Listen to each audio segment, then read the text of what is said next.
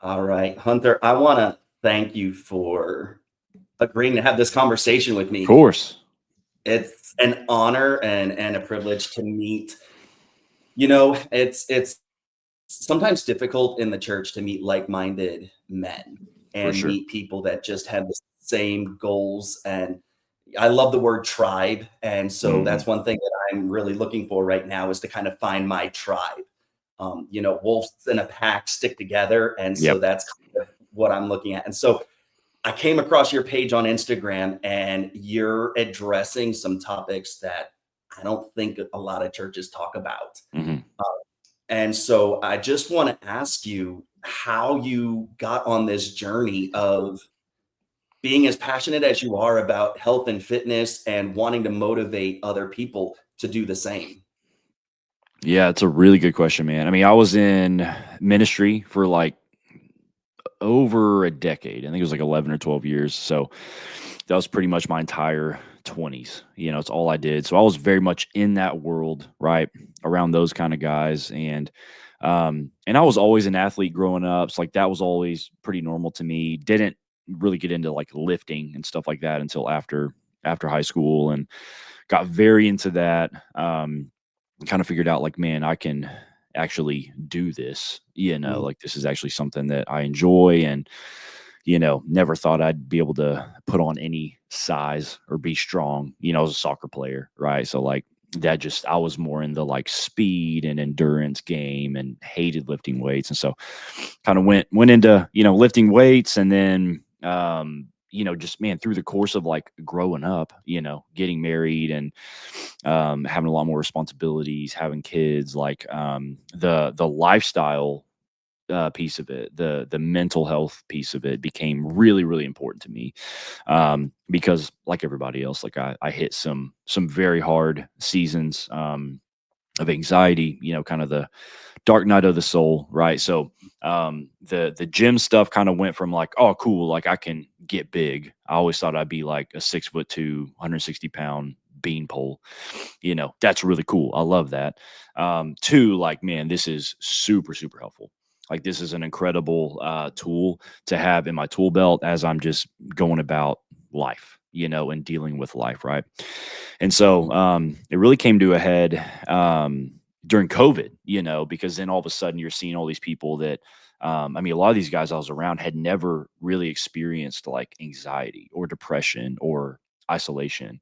Um, and then they did.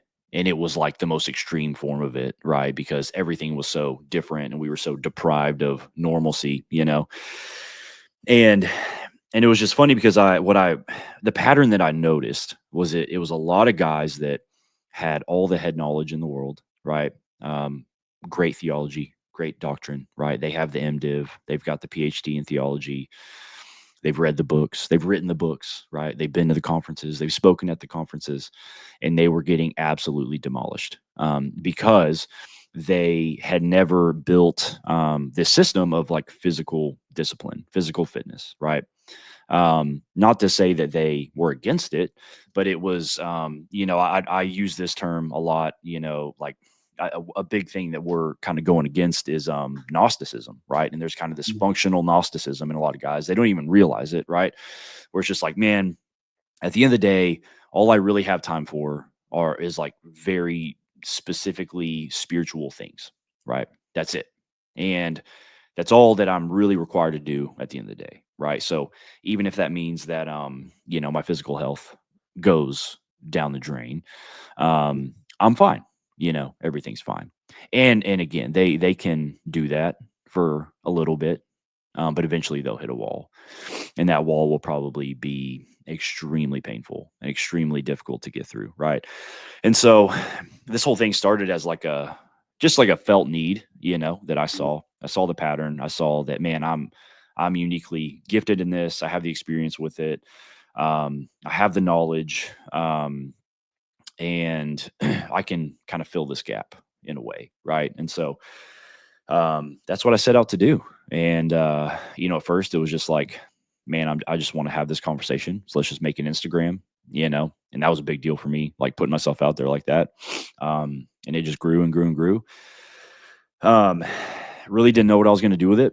And eventually, I was like, man, I don't know, maybe I could like sell ebooks or have a YouTube or like do apparel or something. I don't know. And then eventually it was like, man, I think coaching is really where the impact is really gonna be, right? And so started on that journey, and and it just continued to grow to the point where I was like, I have to make a decision between this and full-time ministry. So I chose this. And I'm coming up on in October, it'll be 2 years of doing this full time. As just like this is what I do. And so it's been wild. It's been super hard. It's been super rewarding. It's yeah, I mean, it's in a lot of ways, it's like it's built a life I never thought would be possible for me, which is a big deal in my story, which I'm sure we can get into that. But also just, yeah, I mean, I think just seeing the tide turn for so many men all over the country has been a really special thing to be a part of, for sure. Yeah, you touched on something, and you highlighted something and sort of exposed something that I recognize within myself. So I grew up in the church. My dad was a pastor. I attended and graduated from Bible college. And so I was the epitome of a head full of knowledge and a Mhm. body that went to chaos. Yep. And I was 200, I believe it was 240 pounds. I Mhm. think I was at my heaviest. And I was addicted to fast food. Mhm. I was a midnight snacker. I would do it and I just let my body go. Mhm. And it's a subject that I don't think many people talk about because people don't realize that they think it's okay to have a head full of knowledge and just Mhm. let go of your body. And Yeah. so eventually there was a point that I woke up one day and I looked at myself in the mirror and I was like, I can't keep going on like this. I can't. I need to do something for myself. And I was challenged by we focus a lot on spiritual health, but we don't focus a lot on physical health. Mhm. And I began realizing the connection between letting yourself go physically and just what you were dealing with emotionally. You Mhm. mentioned mental health, you Yep. mentioned anxiety and depression. And I don't think people realize that. I don't think Mhm. people realize that we talk about comfort food all the time. We talk about resorting to food, and that was what I did. It was a coping mechanism. Mhm. It was something that I used to mitigate. It was something that I used to manage what I was dealing with. But the funny thing is that even though I lost, I went from 240 to I went to 160. So I lost Mm. 80 pounds. Yeah. And it was a wild journey, and I've just been all about fitness. I've been about diet and exercise. Um, and one of the things that I've noticed is that churches aren't talking about this, Mm. especially ministers. Growing up in the church, you don't hear preachers behind the pulpit encouraging people to take care of their physical bodies. You don't encourage them. You don't hear them talking to dads and addressing dads saying you need to take care of your body so you Mhm. can show up for your kids. They don't talk about the need to really take care of yourself and recognize that this body is a gift. This body Mhm. is a temple. You mentioned just your own journey. And so I'm curious what your journey was. So prior to ministry, Mhm. uh, just tell us a little bit more about what your own, maybe even as far back as you want to go, childhood, teenage years. Mhm. What were the contributing factors for you? Yeah, so I mean, yeah, there's a lot of layers to it. I was raised in the church like you. My grandfather, Jack, he was just crazy story, right? Like grew up running moonshine and got, radically saved. Lied to go to World War II when he was 17 years old, right? Was in Germany as a kid, right? Merchant Marine, did all that kind of stuff, came back. He was a rodeo, like a bull rider, right? I think he's a bull rider. He might have um, done a horseback or whatever, but whatever Broncos, whatever, what is it called? Bucking Broncos. Yeah, I think so. Um, I don't know. I wasn't raised as deeply into that as my mom was. But yeah, but I mean, just really crazy story, radically saved. And really grew his girls up in the church. One of them was a missionary for 35 years. He preached in prisons until he was, literally couldn't drive till he was that old, right? Um, and I grew up, you know, um, just in that environment, and that was just normal, right? So like the concept of God was always there. Like it was never like a question in my mind. It was more of a question of like, what is my role within that reality, right? And so had a very normal childhood up until the age of 8. I had a go kart wreck on vacation and almost lost my left arm. Right, so that's a big part of my story. It was bone broken in half, like total muscle and nerve damage. Like first when I went into the ER, it was like we're gonna have to amputate this. There's no way. So that kind of started a long journey, right, of like childhood trauma, having something happen to you that should not happen to anybody, right? Especially a child. And then I think there's another layer of like it happened in my favorite place, in my favorite time, of like being on vacation at the beach with my family. Um, and that'll be important later. But so yeah, it was just, a couple of really crazy surgeries, a lot of rehab, had to relearn how to use my arm, all that kind of stuff, right? A couple more surgeries, and so it was wild. So that put that thought into my head, of like I can't just be a normal kid. I have to be very careful. Like safety equated to me being in control. So if I'm not in control, like I'm not safe. Something bad is really going to happen. um, and so that has always been a difficult thing for me. Right? There's still like layers of that I deal with day to day. Um, a lot of health anxiety, just because it's like I experienced something really crazy, and you it kind of gets in your head, like when is that going to happen again? It's not some like theoretical thing that's far off, but it's right there, like it happened to me. You know what I mean? And so, but yeah, so that was kind of some of the backstory. I mean, that'll be helpful, but grew up as kind of an enigma, I would say, because my parents were believers, but my dad was like super into like rock and roll. So like I went to like, ZZ Top and Ted Nugent, and I went to like all these really cool shows. He kind of raised me as a drummer, right? So I played drums my entire life. I was also super. My dad's a huge bow hunter. That's why my name is Hunter, right? So grew up hunting, fishing, in the woods, doing all that stuff.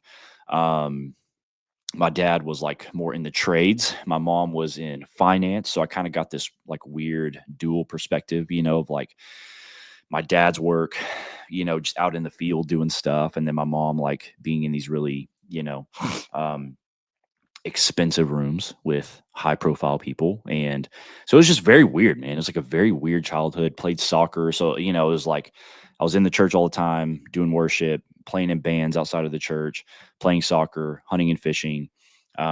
You know, and then later on got super into, I was introduced into like the arts really young. And then so that was a big part of my story too, was my one of my brothers-in-law, when he married my sister, I have two older sisters, and he was like a designer, worked for Nordstrom's. Like I got super into that stuff. It was like fashion, design, so it was like design, photography, filmmaking. So it's just, so like I come from a very wild background where there's like a lot of things that I've put my hands towards. And um and that's really shaped me in a lot of ways. I think my original like call to the ministry was very specific, and it was kind of a thing of like, I don't know where I got this from. It was from the Lord entirely, but it was like I want to see a resurgence of the arts and beauty in the church. Like that was like my thing, you know. And so um that's what I aimed at, for over a decade, right? I got trained up, I did all the stuff, did that in the ministry, with a few different churches and nonprofits, creative director, photographer, designer, filmmaker, all that kind of stuff, doing worship drums. Had a stint out of high school where I went and toured with a Christian metal band, and did all that stuff. And so, dude, it's just been wild.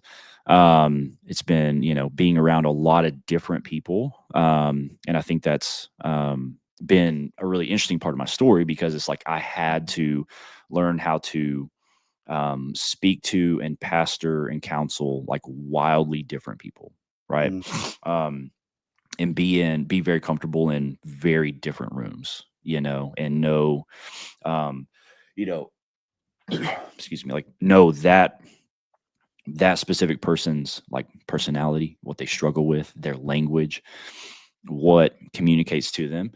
And so yeah, that's been a lot of my journey. It was just like all these different things, but trying to figure out how does this all fit into who I am in my day to day, right? And I'm a very all in kind of person, So it's like if I kind of get that wild hair, I go deep, dude. So mm, whether it's again, bow hunting, drums, fitness, guns, art stuff, fashion, like whatever it is, it's like I go all the way in, right? Um, but I think what now as I look back, it kind of gave me this sense of like just an appreciation of excellence, you mm, know, and not wanting to do anything halfway. And just like, man, I want to, if I'm going to do something, I want to do it to the fullest of my ability. And, um, and I think for a long time I saw that as kind of just like inconsequential, but more and more as I get older, right, I'm seeing that as like, man, that is, um, it's like that is how the Lord taught me stewardship, right, mm, um, and faithfulness, right, and just a sense of like, man, yeah, if you're gonna do it, really do it.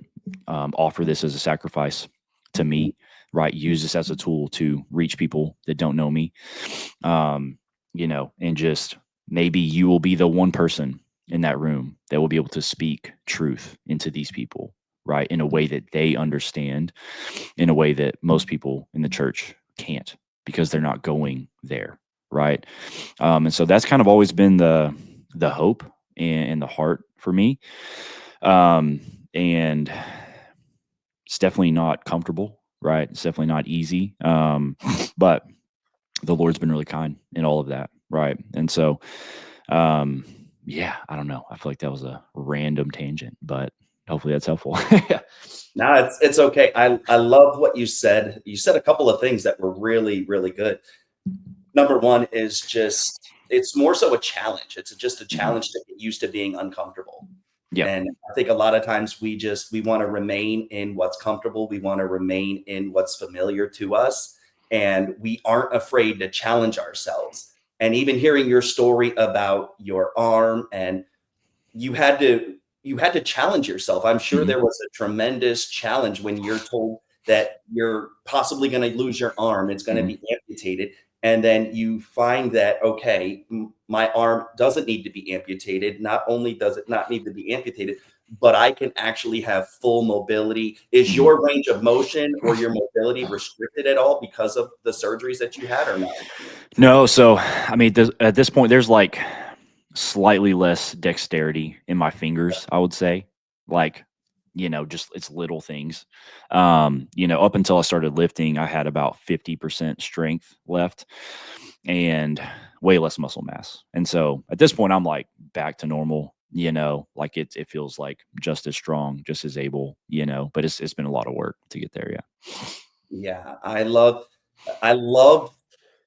what your story entails because it's overcoming adversity, it's Hmm. overcoming challenges, it's overcoming obstacles, especially just you mentioned childhood trauma and just Yep. how dangerous that can be Hmm. because a lot of times the trauma will remain hidden and buried for years. We don't realize it's there. I know it's true even in my own life.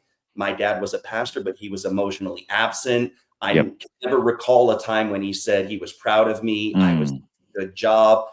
and it left a void, it left a wound inside of me, Yep. almost like you would describe what they people would say a father wound. Mhm. And so I didn't realize it. I'm 42 years old and I didn't realize that I had been carrying that inside of me until just this year. Mm. My dad, you mentioned COVID earlier, and my dad actually was a COVID statistic. So he actually passed away from COVID back in 2021. Mhm. I remember the how traumatic that was for me. And it's weird, it's wild the fact that how much our childhood affects us and how it Yep. shapes us. And one of the things that I say, and this is I just realized this recently, is I could never point to my dad as a role model, as an Mm. example. He never challenged me in fitness. I didn't grow up hunting or fishing. I Mm. didn't grow up being taught the necessary skills of what it means to be masculine or to be a man. A lot of those life skills that fathers are teaching their kids, I didn't have. And it's interesting because he was a pastor. So for all intents and purposes, people would see him and they would think that he was doing everything okay. And then I reach adulthood and I'm like, there are certain things that he didn't teach me about health and fitness. He didn't teach me the importance of taking care of my physical body. He Yep. didn't teach me the importance. He let himself go physically. Mhm. And as a result, eventually he would get diabetes. Mhm. To this day, I'm convinced a lot of the health issues that he had could have been mitigated or at least managed, if not altogether, maybe even removed from his Yeah. life just based on changing his diet, just by exercising and eating right. And you mentioned that you were in ministry, and one of the things that I can't not understand for the life of me is why so many ministers struggle with finding the balance between ministry and family and Mhm. even taking care of themselves physically. Yeah. And I don't understand it. So in the course of your conversations, in the course of your work, because what you're doing right now is this is a ministry, Mhm. which is wild. Having an Instagram page and coaching people on you use the phrase dad bod, Mhm. some women like dad bods, but that there's a lot of women that's just not appealing to them. Right. That's not attractive to them. Yep. Whether they're a single mom right now and have kids and they want their future husband to be athletic and we'll just use the word jacked. They want their husband. There's this certain desire in the hearts of a lot of women to do that. And so you as you're a husband, you're a father of three, about to be the father of four. Mm. So a question that I have is how have you managed and how have you balanced being a father, being a husband, going on Instagram, but also maintaining just your excellence, number one, but also your physical health? Yeah. Man, I think, it really just comes down it's as simple as just priority, right? And there's no, like, and again, I have to walk guys through this all the time, right? It's like there's no shortcuts, you know? I mean, this hasn't exactly been easy for me, right? I'm not a genetic freak. This has been a really hard road. But I think, there's always 2 sides, right? There's the kind of there's kind of the physical side of, like, what do I literally do, right? And there's the mental side of, like, the mindset around it, right? And the physical side, honestly, is a lot easier than people, make it out to be. Maybe not easy. It's a lot more simple than they think it is, right? Um, and over time, I've just been able to build kind of a system through a lot of my learning and trying different things and failing and um because the common assumption is like, oh, dude, you just live in the gym. It's like, dude, I go to the gym like 3 times a week for like an hour. That's what I do. That's what my clients do. And that's really all that's required, right? uh, and so that part's pretty simple. um, a lot of it is just the understanding of, like, I'm already doing a lot of this stuff. I just need to do it better or do it differently, right? And so you're already eating. So it's not that much of a shift to just eat a little bit better, right? Um, keep different things in your house, right? And just the daily habits of like, man, I'm just going to go on a walk. I'm going to get some steps in. um, Thankfully, I live in a very walkable kind of place. And so that's kind of my rule. If I can walk there, I am, you know. I mean, it's pouring rain outside. It's like today's not one of those days, but um, it's little habits like that that stack up over time. And then, but that part really is simple. You just have to pull the right levers. Mm, It doesn't have to be this thing that dominates your life, right? But really, what it comes down to is the mental side, and that's where people really get into trouble, right? Um, and the truth is like I just posted about this today, but it's like every excuse we have, it comes from a deeper place of pain, of like a limiting belief of, you know, um, character issue, whatever it might be. So like what I posted, and I say this kind of stuff all the time, but it's like, man, it's not really about the fast food, or the junk food or the late night like Taco Bell run, right? The actual issue is that you've built a life that you constantly need to get away from, right? mm, You constantly need an escape from and some comfort from, right? Um, the fast food is just symptomatic, right? It's just downstream. And it's the same thing with, you know, I mean, it's like this whole conversation right now. It's like that's out there, right, dude? It's not the sugar, it's not the carbs, it's not the seed oils or the food dyes.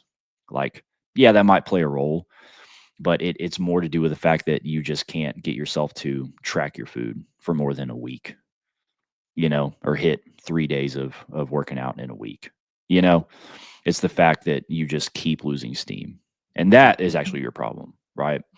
That's going to be the bigger thing to figure out. Um, so over time, I mean, it's really just become that kind of a matter of like figuring out, man, what are the deeper issues that are at play? And if I can hit those head on and actually heal from those things, then everything else becomes pretty effortless, right? Because at this point, man, like nobody has to tell me to do this stuff.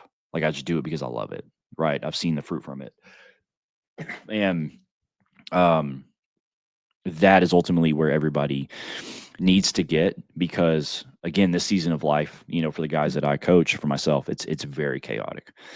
It's mm. very hard. Getting kids up and out the door and dressed and like no, they don't want to go and it's just a huge hassle getting them to sleep, right?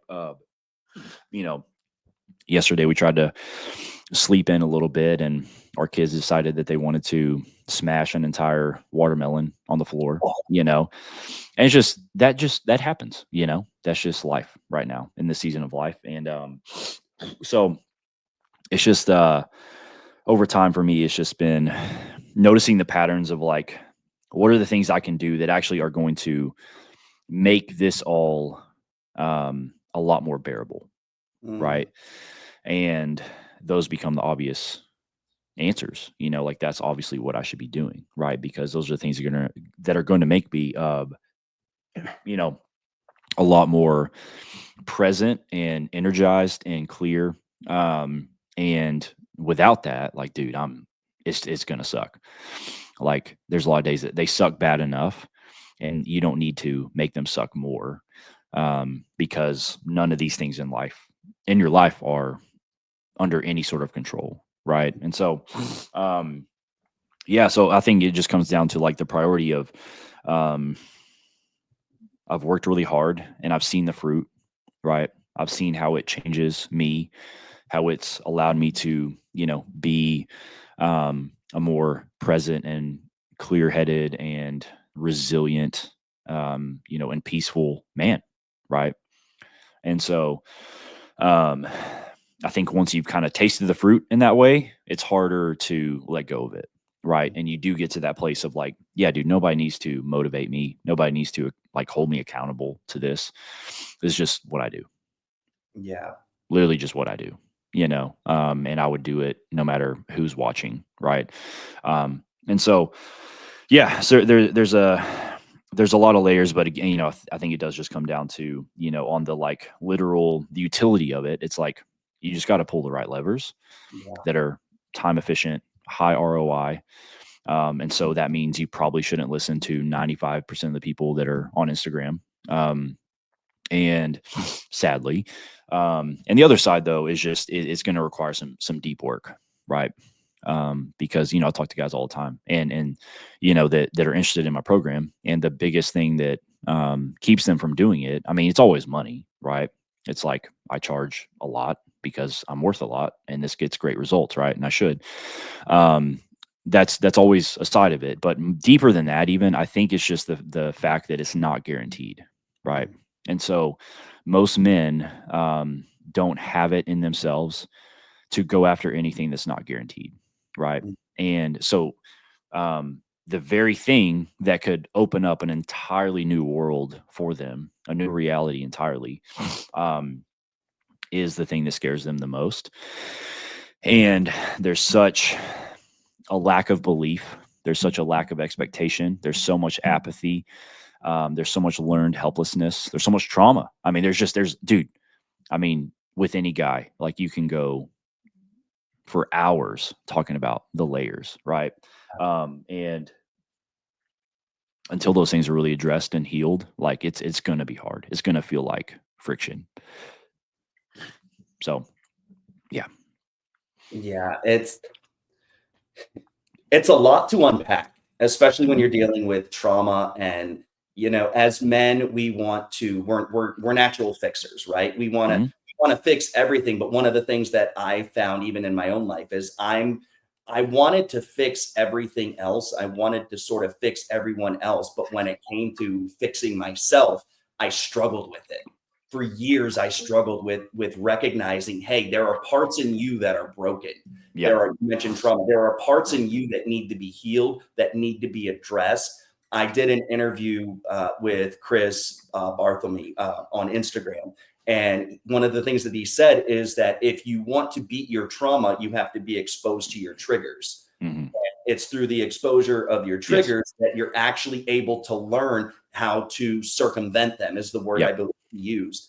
And it's not an easy process. And I'm beginning to see the connection and the correlation between the work that we put into transforming our physical bodies and the work that we put into transforming our spiritual man, Mhm. the work that we put into transforming even just the inner parts of who we are. People, I Mhm. don't think, recognize the connection.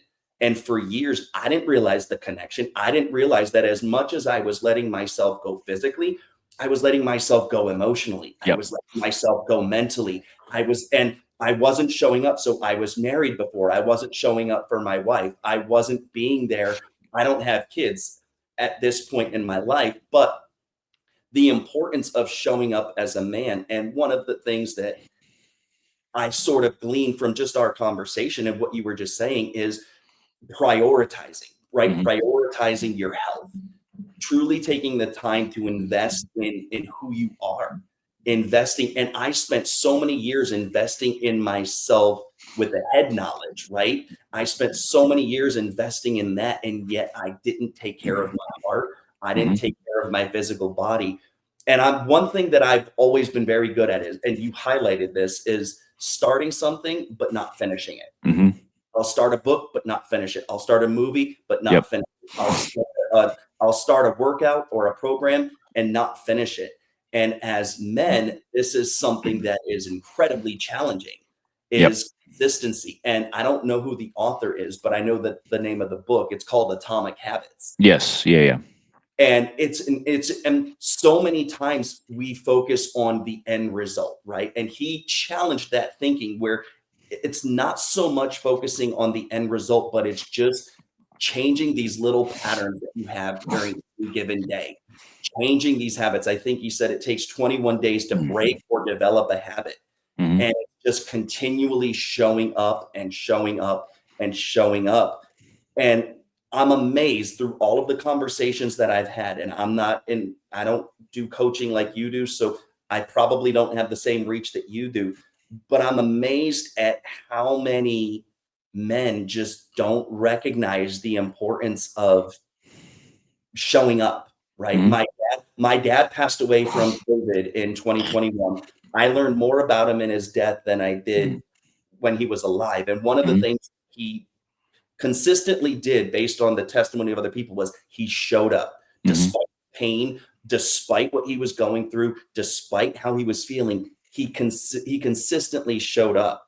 And even in the gym and working out, that's one of the biggest challenges is Mhm. just two things I'm convinced. Number one, just starting, Yep. just making the conscious decision that, you know what, I am worth this. Yep. Like, this is something that is needed in my life, showing up and then just being consistent with it. And I love the question that I would have for you and is it's around the importance of we'll just say physical fitness, right? So your wife probably looks to you to be the spiritual head of the home. She looks to you for to be spiritually lead her. Have you found a couple questions? But the first one is: have you found any challenges, even with being able to work out? Right? You mentioned all the demands of kids and having a wife and having the Instagram and doing all of these things. What are some of the challenges that you faced to just number one, be consistent, and number Mm. two, show up? Yeah. Yeah, I mean, yeah, you definitely have to get super creative, and it was really, to me, it was, or for me, it was at the worst when I was like in full-time ministry and running this business, because it was like I would do a sales call on my way into the office, right? Work throughout the morning, do a sales call over my lunch break, work the afternoon, do one or two sales calls at night, sometimes three. And then, like, dude, there's like no time, right? And that's that's the reality for a lot of guys, right? And so there were a lot of just hard decisions, of like, again, it just comes back to that priority of like, what do I need to do to show up? And you want to do everything so well. And man, at a certain point, something just has to give, right? And so for me, it was just like, man, well, I can't be coaching all these guys and encouraging all these guys to like take charge of their health if I'm just super burnt out, burning from both ends, and so for me, it was like, well, I just can't do that many calls then, right? And so I'm gonna have to like put that aside because I have to be like, it was said to me a while ago, like, um, it's kind of like military terms, like I am the asset, you know, in that way, right? It's like, and every man out there, it's like you are the asset. It's like protect the asset at all costs, you know, and it's the same thing, and it's kind of a cliche, but it's almost like, you have to, if you're on an airplane, you have to put your own, oxygen mask on before you do anybody, do your neighbors, whoever. um, and so, um, I had to learn that the hard way, you know, um, and we kind of get into these cycles of like, oh, dude, I'm working so hard, so everybody's got to be so encouraged by this and so taken care of because I'm doing so much, you know. But then if you really look at each individual thing, you're like, dude, I'm like halfway in on all of those. I'm not doing any one thing all that well. And I realized like, man, if I let myself slip, then everything else starts to uh go really sideways, you know. And so I just had to get creative, And so to me, that was like figuring out some different, you know, modes of working out, right? New splits, stuff like that. That would be more time effective. I didn't have to go to the gym 4, 5, 6, 7 days a week, right? Um, I could, double up on things like, hey, if I'm on a phone call, I don't need to be at a computer. I'll just walk, while I'm doing that, just double up, kill two birds with one stone. I'm staying in motion, that kind of stuff, right? um, and so it was a lot of just banging my head against the wall, and like, dude, this current reality cannot go on very long.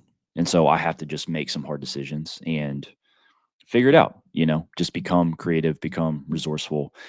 And so that was really the thing for me, it was just like, but again, it was just that that kind of stubborn, like, I have to figure this out. I have to figure out a way forward because there's not really a world, or I just stop doing these things. That's the worst possible thing I could do. And to the extent of like there, and it's still in my mind. Like I would rather be healthy and present and regulated and at peace and have not very much money than to, just have all the money in the world and be very, um, dude, just all out of whack and not able to enjoy any of it, right? Because um, the life is so chaotic, right? And so, Mhm. and I'm kind of at that place now where it's just like, man, which road do I want to go down, right? Yeah. Do I want the business that is a little bit more relaxed and it's enjoyable and it gives me the time to do what I need to do, or do I want the one that makes way more money, but I'm constantly on, you know? Yeah. And and again, I know those aren't decisions you can just make in a split second, right? But it was, to me, it was just thinking about the longer game and being like, well, if I grind now and I go through some difficulty now, like, yeah, it's going to burn me out. It's going to be super tiring. Um, I won't be the best, but then it's going to put me in a position where I am, right? Where I do have that freedom and that flexibility, right? Because I took a risk and took action. Yeah, it was very hard for a while. It was very chaotic for a while, but now I kind of can enjoy the fruit of that. And, I can be talking to you at 10 a.m. on a weekday. And after this, dude, I can go take a nap if I need to. You know what I mean? And so it's like that's possible. I know that sounds like a pipe dream for a lot of guys out there. Um, but I never thought I'd be able to do anything like this, right? And so I'm a good example of like I never run a super successful business before. I didn't know anything about that, right? But um, it was just taking a risk and going all in on myself. And yeah, there's some dues to pay and some fire to go through to get there, but eventually, right? The clouds kind of break, and you're like, okay, like now this is why I did all of this, right? Yeah. Like this is, um, like yeah, like my time is my own now. And so I've seen kind of every side of it, right? I've kind of been in just a normal like W-2, 40 hours a week, right? Job. Um, and, with a wife, with kids, that's very easy to manage, right? That's not very hard. Like you can move some stuff around. Yeah, you might have to say no to this or that, but you can easily, prioritize getting in the gym, getting some steps in, eating how you need, eating how you need to eat, right? Getting to bed on time, all that kind of stuff, right? And then I've seen it with like that plus a side hustle that was probably 20, 30 hours a week, you know, and you have to, that's very hard. You have to get very creative.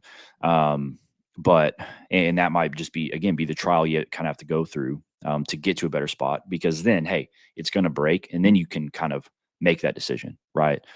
And then, hey, because you've put all the time in and you've taken a risk, like, yeah, there might be an entirely new life that you never thought would even be possible. Right. And so, um, so yeah, there's always a way. I've seen kind of every side of it, every kind of reality, but again, yeah, it's just priority. It really is, because it's like, I can find you 3 hours a week to go work out straight up. I can, and so yeah, it might mean you have to say no to something, a dinner, or yeah, you might not be able to play games, or watch Netflix, Not to say that stuff's bad or wrong, but it's all dependent on where you're at right now and the outcome that you need, right? Mm. And so again, yes, something always remind myself of and my clients in of like, hey, at the end of the day, like all of this stuff is lawful, right? But it might just not be profitable right Mm. now. You know what I mean? It's like, yeah, it might be completely lawful for you to, you know, go get Cane's chicken, a couple times a week, but like they, you have every right to do that. You have every freedom to do that, right? But again, is that going to put you in the position that you need to be in, right? That's always going to be there, dude. It's always going to be there waiting for you. So I think it's on the mindset side is kind of having a longer vision, looking at the long game. Like, hey, the actions I take right now are going to influence 5 years out, 10 years out, 20 years out, right? But also understanding, like, dude, it's just a season, and you know, I mean, for a lot of guys I work with, it's like, bro, you got to lose 50 pounds, Mhm. 100 pounds. You have to, dude. It is kind of do or die, right? And so, like, you have to get in the mindset of like, this is one of the most important things in my life, right? You know, it is 1,000%. It is do or die. And the longer you put it off and kick that can down the road, the worse it gets, right? And the bigger of a hole you have to dig yourself out of, right?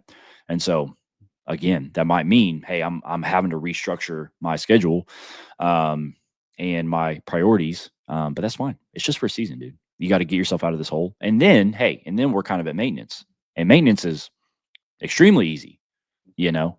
But maintenance is reserved for the people that have actually gotten to a really good spot, right? Nobody else has that luxury, right? So, yeah. So for me, I hope that answers the question and makes sense. But yeah, it was just kind of a. Um, I think the thing that served me was just it was just not an option to in my mind to stop doing these things. Like that just can't happen. And I would rather do that than have a hobby, for instance, right?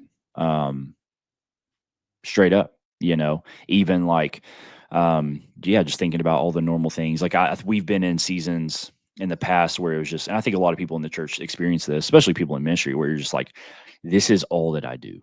Every single day is dominated by the church and by ministry. And it's not just I'm working in the church at the office all day long, but then there's, my small group, and there's like this event, and then I'm doing this class, and then, and it's just, and then there's Sunday service. And I mean, we've been in that several times, and again, nothing wrong with it, right?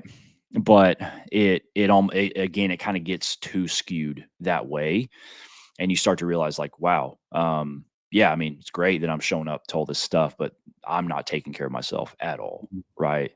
And so that can't happen.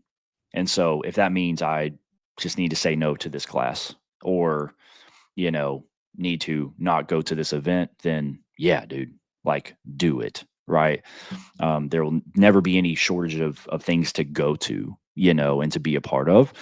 Stuff's always going to get there, but it's always going to be there. But you have to understand, like, what you need right now and what's going to bear the most fruit right now. And it might just be a season where it's like, dude, I'm all in on this thing because I have a lot of, like, I have a pretty deep hole to dig out of. And until I address that and fix that, nothing is going to make sense.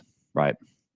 Everything is going to be pretty brutal, until that is healed. Right.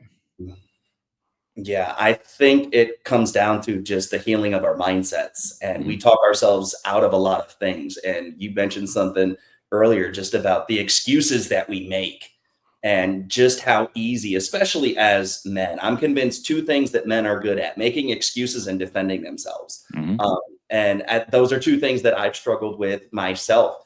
Make an excuse for why I can't do this, make an Mhm. excuse for why I can't go there, make an excuse for, and if if you're told no enough times, eventually you're gonna stop asking. But if you Mhm. make enough excuses in your own life, you're gonna lose that drive. You're gonna Mhm. lose that motivation. You're gonna lose that momentum. And I love what you said. You said maintenance is reserved. I don't remember how you worded it, but Mhm. maintenance is basically reserved for those who realize they're in a hole. They Mhm. begin the process of digging themselves out of the hole, and now they're putting in the necessary work. And Yep. that was me. I was in that hole. I was in that hole and recognizing that I was in it and I needed to get myself out of it. And maintenance is reserved. You're right. It is Yeah. reserved for those people who are willing to be consistent, those people that are, and you kept touching on it sort of indirectly, but this requires sacrifice. Yep. This requires you to always challenge yourself to do more, challenge yourself to go further and to push your limits, right? Push your boundaries. And that's one of the things that I think is so important for Yeah. men Yep. is always pushing your boundaries, right? Mhm. What more and I get hustle culture and I get grinding. I'm in a 9 to 5 right now, Mhm. and the goal is to transition away from that. So I get hustle culture, but it's making sure that you consistently grind and you go Yep. after what you want. You have a goal and you work towards it, right? Mhm. And then you tackle one Yes. assignment and you move on to the next one. You want to lose 5 pounds, okay, you lose 5 pounds. Now you want to lose 10 pounds, let's Right. lose 10 pounds. You want to now add on couple pounds of muscle, you want to add 5 pounds of muscle, Yeah. you want to bulk up a little bit. And you do this incremental. And I think people expect instantaneous Yeah, results for sure. and they don't recognize that they need to put in the work. They Yep. don't recognize that it's going to require sacrifice. Mhm. It's going to be challenging. There's going to be times when it's going to hurt like hell. There's going to be Mhm. times when you're going to want to give up. There's going to be times, even when a fitness term is plateauing, there's going to be times when you plateau and you're not seeing the results. But what do you do when you don't see the results? Mhm. What do you do when there's no Yeah. there's no measure of Yeah. success at this point in your life? Will you still keep showing up? Will you still keep finding? Will you still keep, using a biblical term, putting your hand to the plow? Yes. Yeah. Will you consistently do that? And the one thing that I'm realizing is just how important all of this is. We don't realize that all this stuff is interconnected. Yep. We don't realize. We tend to segregate and separate this stuff. Mhm. We tend to compartmentalize and put physical health over here, and Mhm. we put mental health over here, and spiritual health over here, Mhm. and we compartmentalize all of these different areas Yeah. in our lives. And then what we do is we hyper focus on one. I was Mhm. guilty, hyper focused on just the spiritual health, and then I completely neglect this. Yeah. And it's God gave us, I think it was Paul that talked about us being sanctified body, soul, and spirit, Mhm. and recognizing that you have to take care of every part of your being, Mhm. right? And if you take care of, it's like what Jesus said. Jesus said, you focus so much on the external that you neglect the internal, right? Mhm. When he talked about uh, whitewashed tombs. Mhm. But I think there's a flip side to that where we focus so much on the internal with head knowledge and all of this Mhm. that we neglect the external. And Yep. with the external, it comes to taking care of our physical. And Yeah. at the end of the day, right, my goal is to eventually get remarried. My goal is to parent a couple kids, whatever that Mhm. may look like. But I want to be able to show up, right? Yes. I want to be able to show up for my wife. I want to be able to show up for the kids. And what I ultimately want to do is I want to make sure that, okay, what type of legacy am I leaving? What type of example am I giving to those kids? When my wife looks at me, does she look at me with that respect? Does she look Mhm. at me as I recognize the hard work that you're putting in? And that's what we as and at the end of the day, right? I want to make sure that I provide for them. I want to Mhm. make sure that I'm an example for them. Are there going to be challenges? 100%. Is it going to be easy? No. Is it going to require a lot of sacrifice and give and take and compromise in certain areas? Absolutely. But I love what you said about maintenance is reserved Mhm. basically for those that are willing to Yeah. hustle. And I think that's so incredibly important. And even just this concept of relationships and physical health, and I'm convinced it can transform your ministry. Yes. I'm convinced 100%. it can transform your marriage, it can Yep. transform your parenting, it can Yep. transform all of this. If you succeed in this, if you master this, you can experience a transformation in your ministry. You Yeah. can perhaps stand more confidently in what God has called you to do. You can stand more confidently as the husband. You can stand confidently as the father.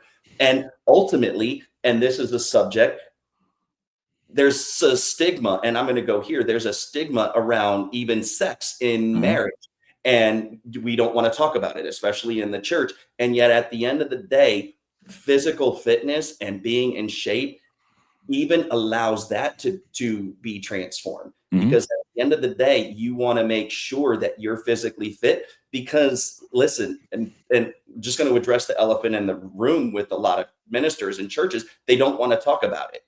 They Yeah. don't want to talk about how important it is for, you know what, sex is okay. Mhm. It's not a curse word in the context of marriage. It's okay to have a good sex life, but as a man, you have a responsibility to be in shape, because you want to make sure that you can take care of your woman. You want to make Mhm. sure you can meet her needs. Mhm. And I don't know why we shy away from this in churches. I don't. I don't know Yeah. why. Well, I mean, again, it's the same issue across the board, right? It's just that sense of Gnosticism. It's that sense of like nothing physical or material really matters, right? And I have some theories as to why that is, right? I think I have a thought. I think some of it kind of comes from like Great Awakening, right? Where the church shifted so hard towards missions and evangelism as if like that's all that could possibly matter, right? And again, I'm not saying that though they don't matter. They matter a lot, right? Obviously, we should always be involved in those things, right? But that we kind of got into like a single track mind there. And then I think you had, there was a lot of these movements like, when we were coming up, like I think of like Radical by David Platt, right? And I Mhm. mean, really good books, right? And this wasn't intended, but I think what a lot of people kind of internalize from that is like, okay, if I'm not selling everything I own and moving to Libya, I'm not a real Christian, right? And so nothing else matters, right? Um, Literally nothing else matters. It just doesn't, because I have to go and do this, right? And so that created a lot of schisms. I think that created this sense of Gnosticism, um, because it's dude, like it just sounds so spiritual, doesn't it? Of like, oh, I don't have time to go to the gym. Like I'm reading the word, right? I'm praying, I'm evangelizing. Like I'll people will comment that stuff on my Instagram all the time. Like, why are you talking about dad bods instead of like going overseas on mission, And my response is, hey, like I know hundreds of missionaries. I support a lot of missionaries. I've worked on that work for the better part of a decade, right? I know the reality of it. The last thing that I would do is send a very unhealthy person to an unreached people group. I Yeah. wouldn't do it, dude. Straight up. I think it's a very bad idea. I think it's going to be a giant train wreck. They're not going to have the care that they need in wherever they are, right? And they don't have the discipline or the self control or the health to be ready for that call, right? They just don't, and it's hard. It's freaking hard. Like ministry stateside is hard enough for a lot of people, and so then to go over and do something like that without just having an insane amount of resilience, dude, is going to be a train wreck, right? And I'm not saying the Lord won't supply that to you, but you're also like testing him, right? You're also like, hey, I am not ready for this at all, but all right, let's just see what happens. Like it just feels very unwise, Mhm. right?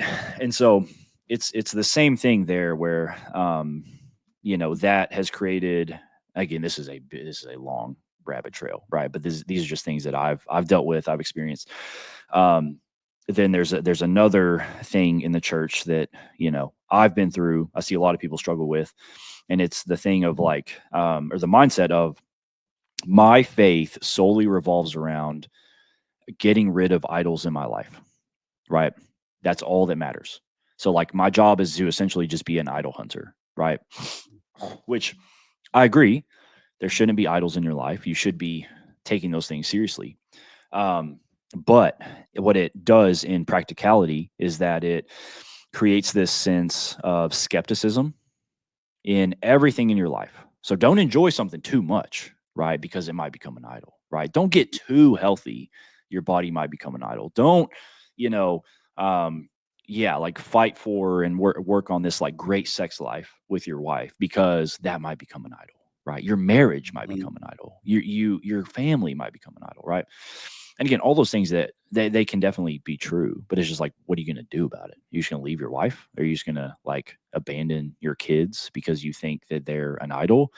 Or is there a better way to go about this and just saying, hey, praise God that I have a wife, that I have kids, that I have some enjoyment, right? That there's something in my life that the Lord placed here. Like something as simple as just being able to go to the gym, right? That He's given me for whatever reason the ability to go and do that. I have all my limbs, right? That one rings really true for me, right? Because I almost didn't, right? Right. And I have that ability to go and do that, right? I have the means to, have an hour here and there to go to the gym and whatever it is, right? And so we again, it's like I don't believe that it's our job to just be skeptical of everything, but rather I want to start from a place of thankfulness and gratitude and just Mm, saying like, hey, Lord, like all of these things can be an act of worship. Again, they're submitted to the Lord, they're stewarded well, and we come to them with of like, man, this thought of like, I don't deserve this, but I have this. I don't know why, but I do, and I get to enjoy it. And enjoyment and pleasure and joy and fun and laughter are not bad. But we're at a place where it's almost like if you enjoy anything, it's like, oh, be careful, bro. That might become an idol in your life. And it's like, mhm, really? Really? Like the Lord, like this is how far you've come, right? Um, and that is your entire frame of looking at the faith, right? It is just like watch out, dude. And it's funny because it can sound very, very spiritual, right? But what it mm, ends up doing is it creates a hyper introspection in those mhm, people.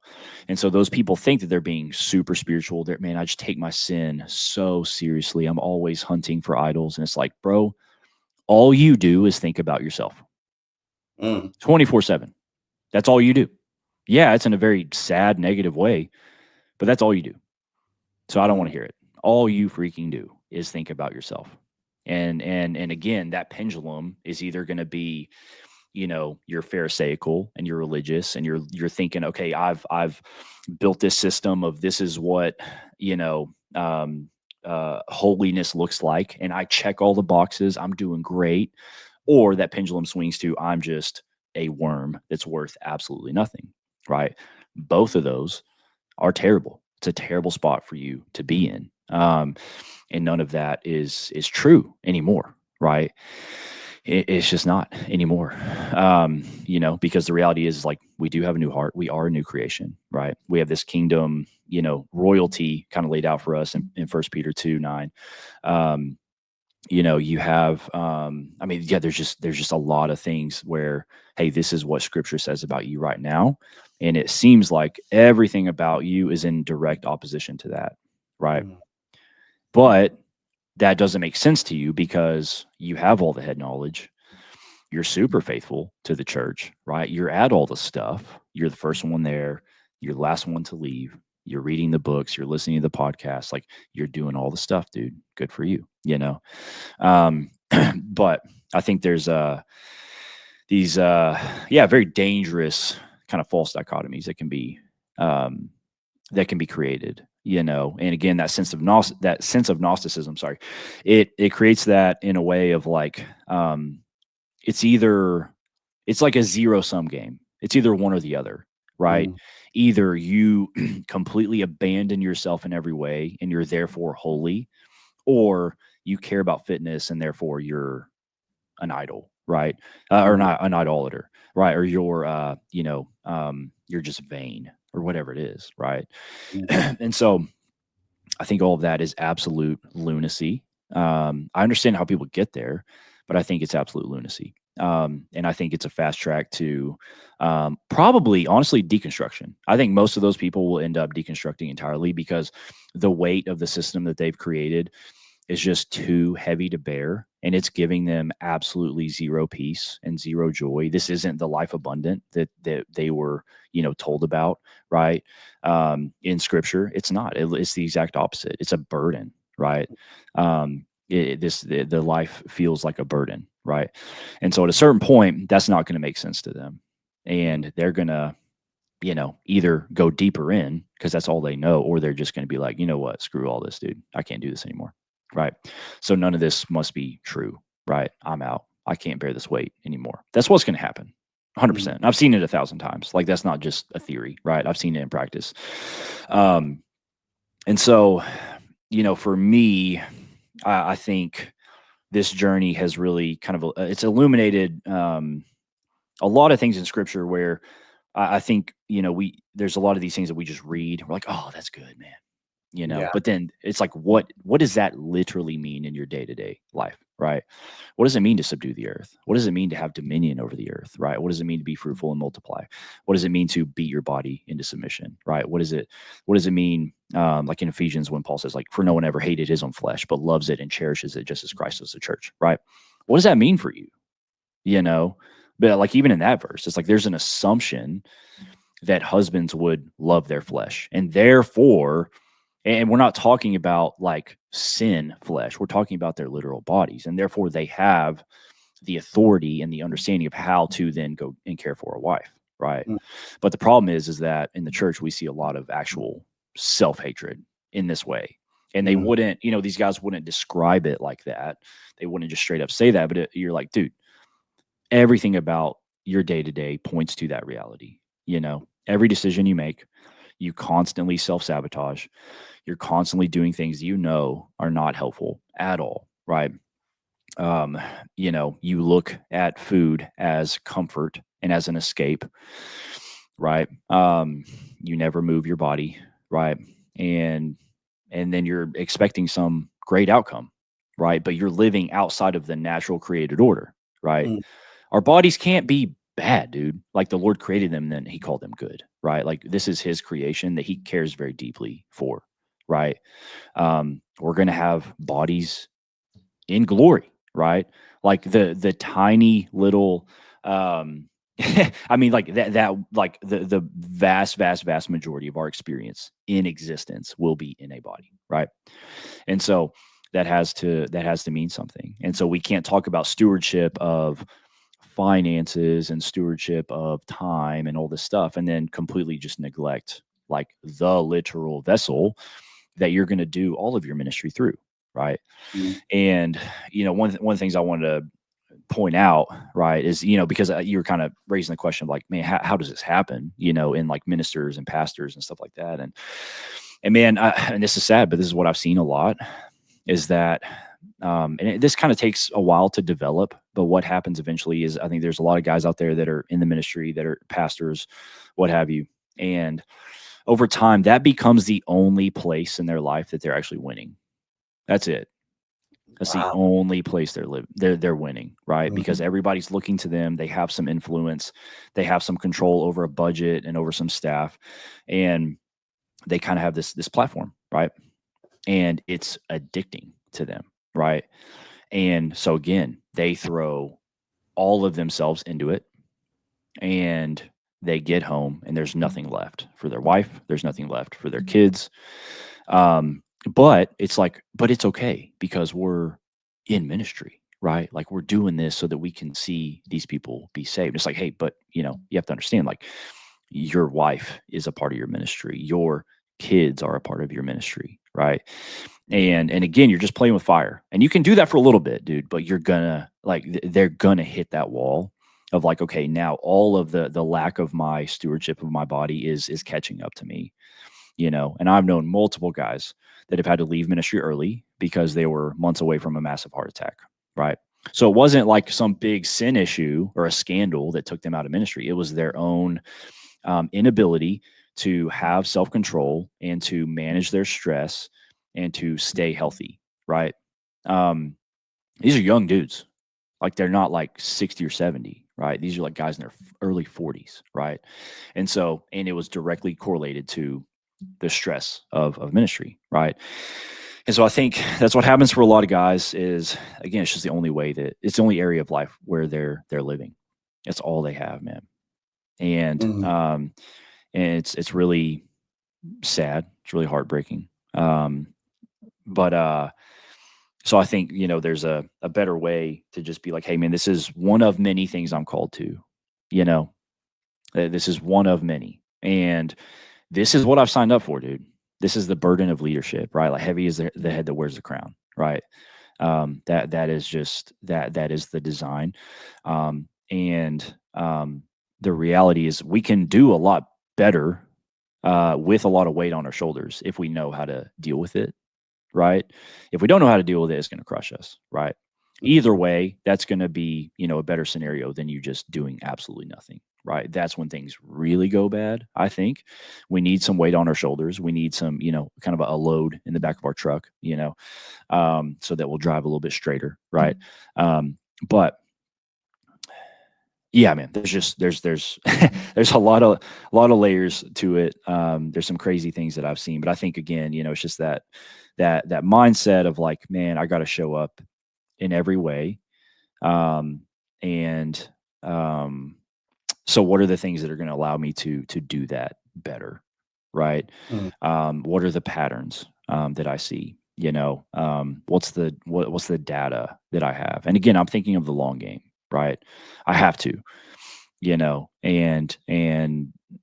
kind of mentioned that earlier, but it's like we get so stuck on the the like, I mean, we're so focused on like the right now. Like I want this right now. I want this kind of these results right now, or else I'm out, right? Um, but you have to see it as like, man, we're planting seeds right now that, man, we might not ever see the fruit of, right?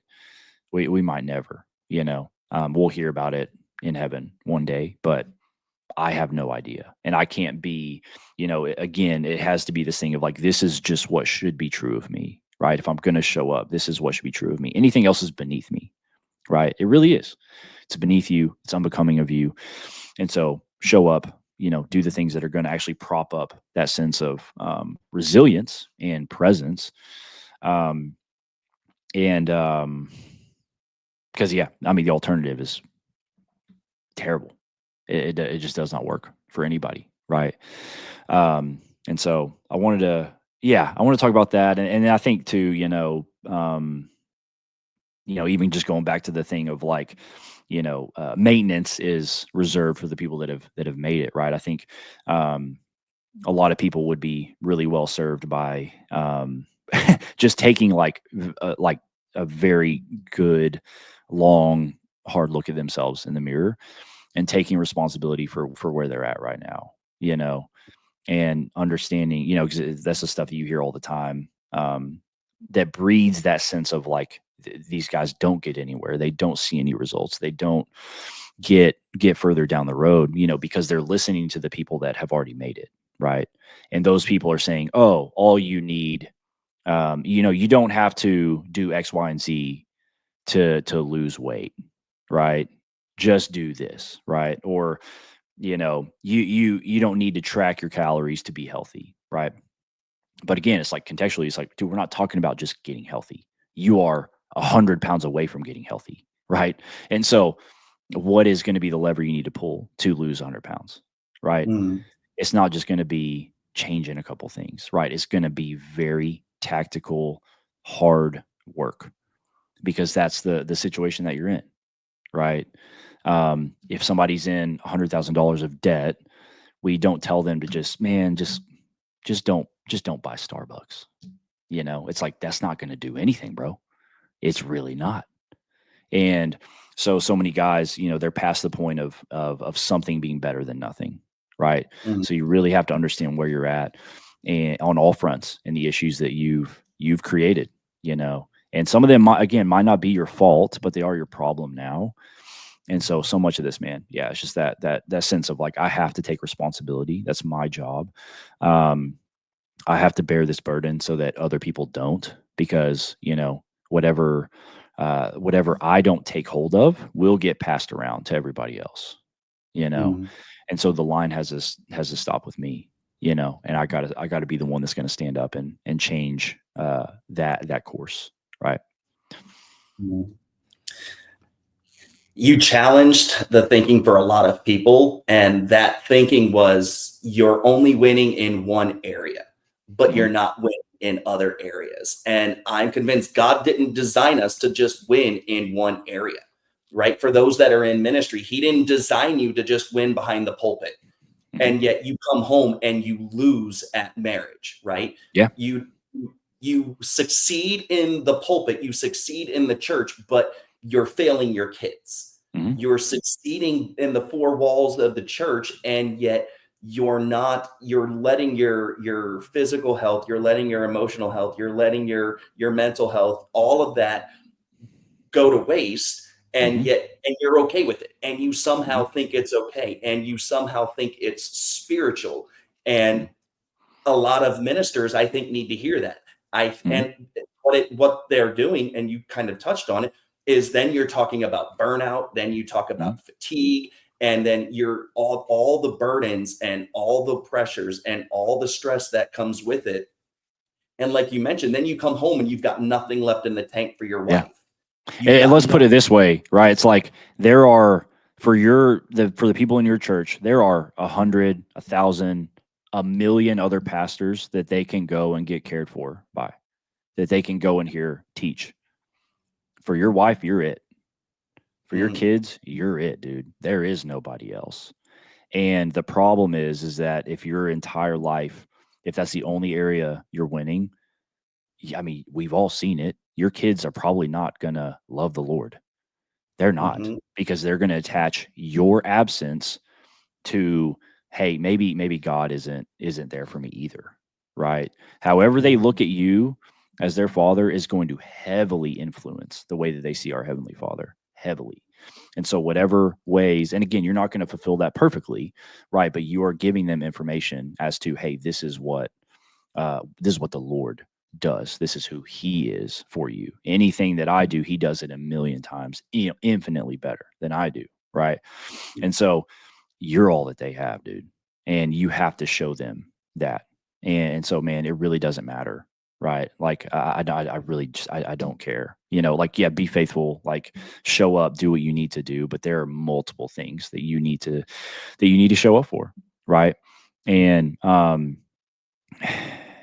and yeah, and so it's it's just the reality, dude. I don't care how big your ministry is. Like, I really don't. If your marriage sucks and you have this like passionless, sexless, boring, uninspiring marriage, dude, I don't freaking care. Nobody thinks you're cool.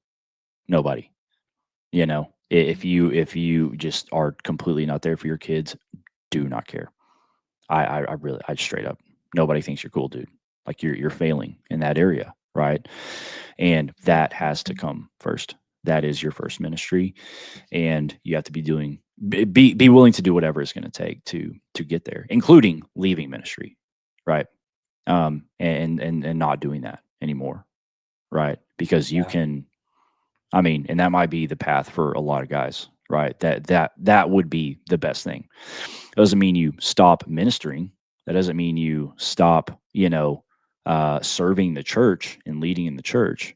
But hey, this whole thing where this is your entire life for 60, 70, 80 hours a week. Um, yeah, it might not be the most conducive right now. Go do that when you're 60, when you're 70, and everybody's out of the house, right? You have all the time in the world, right? But we have such a small window with our kids. And that mhm, is, it'll be over before you even realize it, right? And that's been a big conviction for me, of like, I mean, that stuff is in me too, like, I want to grow this big business that's really successful and all this kind of stuff. But it's just like, they don't care about that. They could care less, man. They just want me. They want me to be around, right? mm, And so, um, it is well worth it to put those things aside, at least for right now, And it's just like, dude, my job is just to be here, be present, love my wife, date my wife, give her whatever she needs, inspire my kids, teach them, grow them up, all that kind of stuff. Take care of myself so that um, they have that model of how to do this, right? And I think, and this is another tangent. Sorry, I just completely cut you off. But I think another issue that we're dealing with is a lot of people are still pretending like it's like 1980, and they're not, because all of their focus is like, oh, I'm just sitting on the Gospel Coalition all day long, right? They're not really up to speed in terms of like where we're really at as a country in terms of health, right? And so Mhm. the facts are 3/4 of our population is overweight, obese, morbidly obese, right?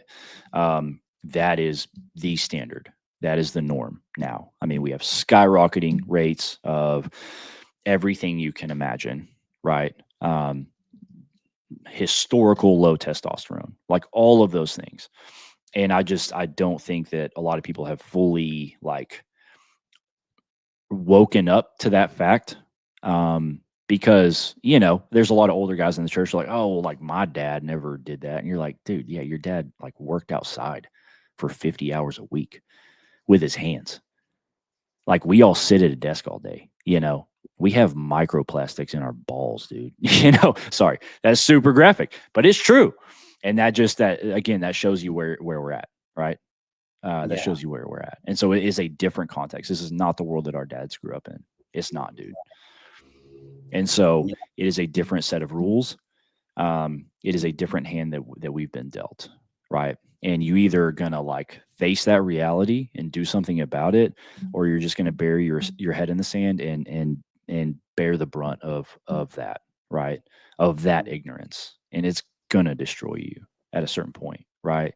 And so, um, yeah, man. So again, I think that just kind of all goes back to that sense of like, um, it's just the kind of the tension between the abundant life, but also the fact that there is an enemy that seeks to, steal, kill, and destroy. Right. So we are at war. Like this is wartime, and um, you got to live in that reality, man. That Mhm. there are things on this side. There are things to have a lot of joy in, and a lot of like, dude, it is good to be lighthearted and to joke around and to have fun and just enjoy little things, dude. It's not inconsequential when you hear beautiful music or have a beautiful meal or see a sunset. Like God is an aesthetic God. He's a creative God. He desires and cherishes beauty. He's the author of beauty, right? And we have to partake in that, right? But on the other side, it is the fact that there is an enemy that hates everything about you and does not want you to experience any of that beauty, right? He wants you to be in a spot where any bit of beauty, anything that's good in your life, comes across your table, so to speak, and you look at it with skepticism and you say, oh man, watch out. Like, I can't enjoy this too much, you know, Mhm. because he wants you to think that, dude, your father does not really like you that much, does not really care about you that much, that your lot in life is just to suffer until you die, right? Mhm.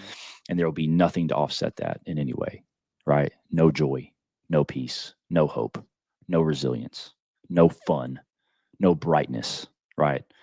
That's what he wants you to believe. And so this is hard work, dude. Yeah. I've said it 1,000 times. There are a lot of layers to this game. There are a lot, man. It is very, very difficult. And you know, it, and it's the reality of like going to the gym is not gonna save you. Getting on a diet is not gonna save you. But also, hey, reading some books is not gonna save you, dude. Like there's a lot of things that have to happen. And so I think the right mindset to be in is like there it just comes down to stewardship. And hey, I'm a project, dude. I'm a work in progress. I'm a project. And I I just want the Lord to do some big things in me, and that's not going to be fun. That's not going to be comfortable. That's going to require a lot of sacrifice and a lot of hard work. But again, it always comes back to the question of like, what else would we do? Right? Mhm. We are not called to normalcy. We're not normal people, dude. Like, And so, like, again, don't follow the pattern of the world, right? But man, just pressing into the Lord, letting, submitting all these things to him, and really just seeking to steward everything you have, everything you've been given, yourself, um, to the Lord, not because he needs it, but because other people really do need that. Like, the Mhm, Lord doesn't need your health, but other people really do need your health, right? mhm, And so again, it's kind of just the thought of, and be a spearhead, like, lead, man. Everybody's broken up into pioneers and settlers, like that. That's just reality. I'm not talking about salvation. I'm talking about stewardship. How are you using what you've been given? mhm, And the it is hard to be a pioneer, but those are the guys that really have lasting impact. It's mhm, very hard. It's very uncomfortable. You're going to do the things that nobody else wants to do. You're going to have to take risks and make decisions and work on yourself. Be humble enough to be taken care of, humble enough to be coached and corrected, right? You're going to have vision and actually act on it. It's hard. It's hard, but that's what actually moves the needle, right? mhm.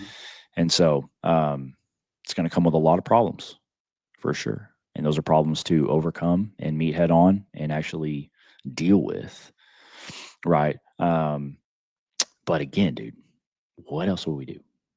Like, what Yeah. other option is even viable, right? Yeah. That doesn't just end in regret. There's not one, right? Yeah. You've used the word stewardship so many times, and we're stewarding. And one of the things that, and just sort of as we wrap the conversation up, one of the things that the Lord's really been highlighting for me is just what I would call this return to Eden, right? God Yes. created Adam. He created Adam outside the garden, but he placed him in the garden, to your point earlier, to steward it, to exercise dominion, to exercise authority, to subdue the earth, to be fruitful, to multiply.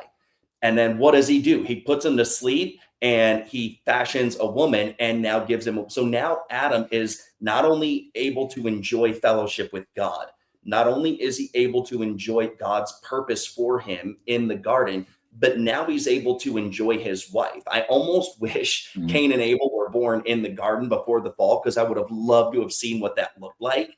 It's a Mhm. shame in a way that we have to see Cain and Abel after the fall.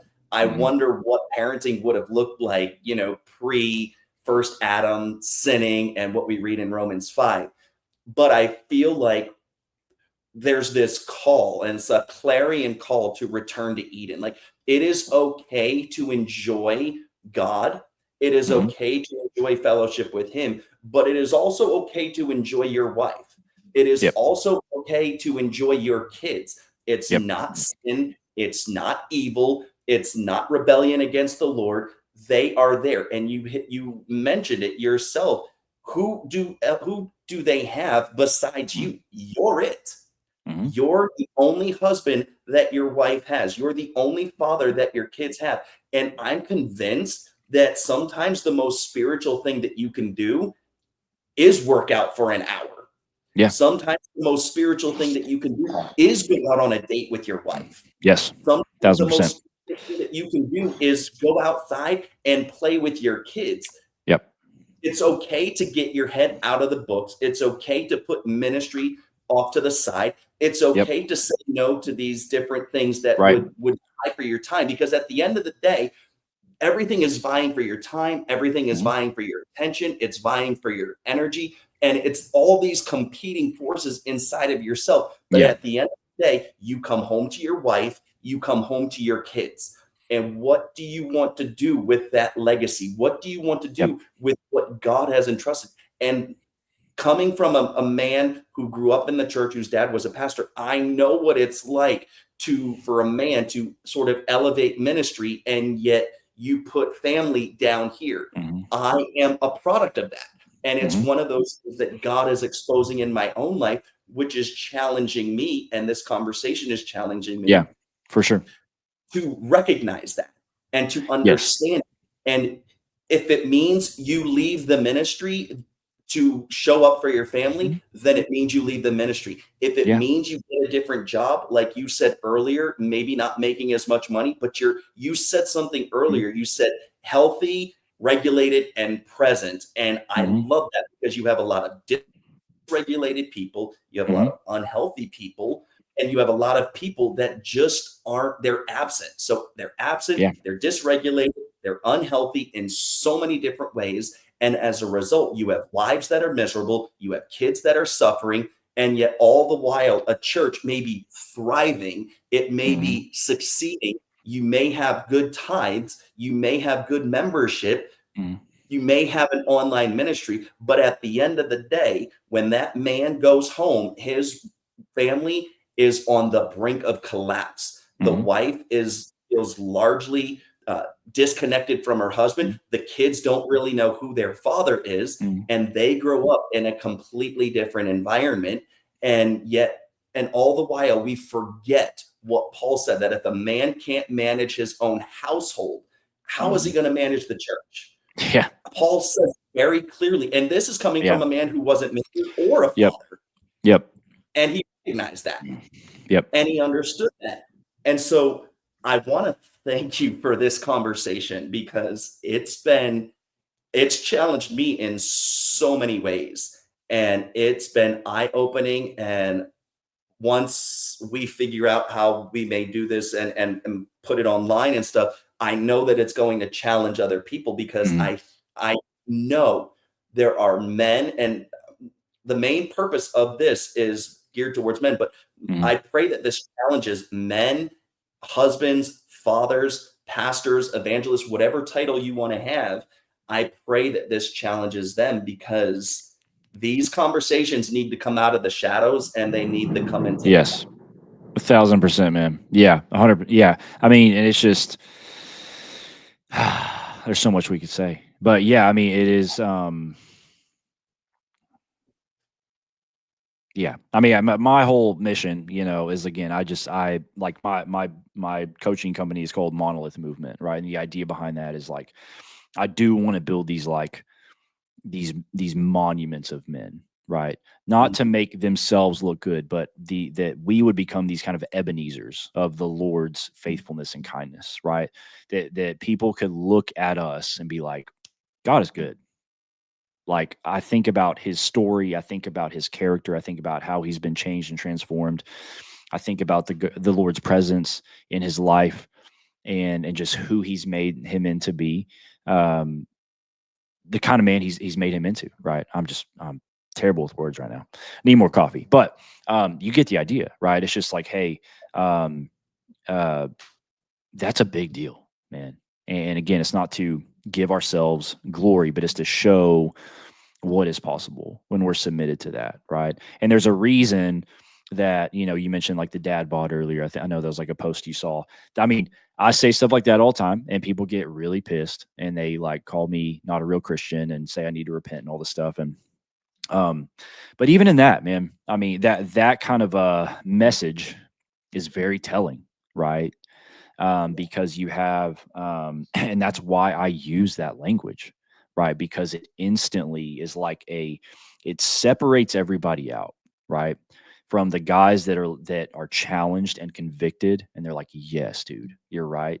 And then the other guys are just the ones that are offended, right? They're super offended. I think it was Dallas Willard who said, I think it was Dallas. He said, like, a mature Christian should be the hardest person to offend, right? Something along those lines. And I was like, yeah, dude, that's 1,000% right. And it shows you like, man, I can't be challenged. You can't touch this part, dude. Like, you can challenge me everywhere else, but if you come at this, I get very, very hurt. So rather than just feeling challenged and feeling convicted and like, hey, you're right, or at least like, let's have a conversation about this, they unravel, right? They completely unravel. And that's where a lot of guys are at.